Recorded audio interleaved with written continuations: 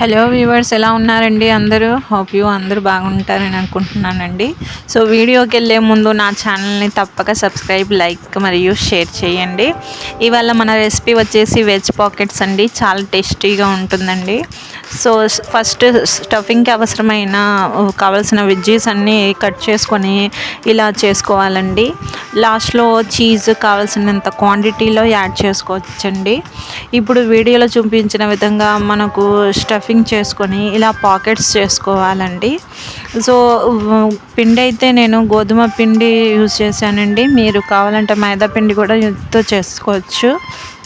So at last అన్నీ ఇలా మనకు వీడియోలో చూపించిన విధంగా పాకెట్స్లా చేసుకొని పక్కన పెట్టుకోవాలండి. ఇప్పుడు నూనెలో బాగా వేడెక్కిన తర్వాత ఇలా వీటిని ఫ్రై చేసుకోవాలండి. సో చూడ్డానికే కాదండి, తినడానికి కూడా చాలా టేస్టీగా అండ్ క్రిస్పీగా కూడా ఉంటాయండి ఇవి.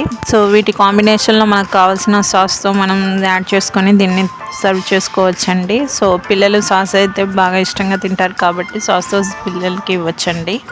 నా వీడియో పర్పస్ మెయిన్లీ పిల్లల గురించే ఉంటాయండి. సో పిల్లలకి ఏమైనా ఇష్టమైనవి, వాళ్ళకి హెల్తీగా ఉండే ఐటమ్స్ మనకు వాళ్ళకి ఇష్టమైన విధంగా ఎలా డిఫరెంట్గా చేసి పెడితే తింటారనే హోప్స్తోనే నేను వీడియోస్ చేస్తానండి.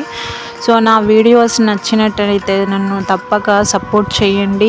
అది మీ సబ్స్క్రైబ్తో అండ్ లైక్తో, షేర్తో మాత్రమే పాసిబుల్ అండి.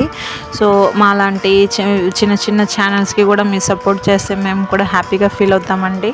ఈ రోజుల్లో పిల్లలకి ఒకే ఐటమ్ చేసి పెడితే వాళ్ళు కూడా తినడానికి చాలా బోర్ కొట్టిద్దండి. సో వాళ్ళకి కొంచెం డిఫరెంట్గా, వెరైటీగా అండ్ కలర్ఫుల్గా, లుక్కబుల్గా ఉండే ఐటమ్స్ అంటే తొందరగా పిల్లలు ఇష్టంగా తింటారండి. సో వాళ్ళ కోసమే మనం ఇలా రెసిపీస్ డిఫరెంట్ ఆలోచించి చేసి పెడతామండి వీడియోస్. సో మ్యాక్సిమం పిల్లల కోసం నా వీడియోస్ ఉంటాయండి. సో నా ఛానల్ నచ్చినట్టయితే సబ్స్క్రైబ్ చేయండి.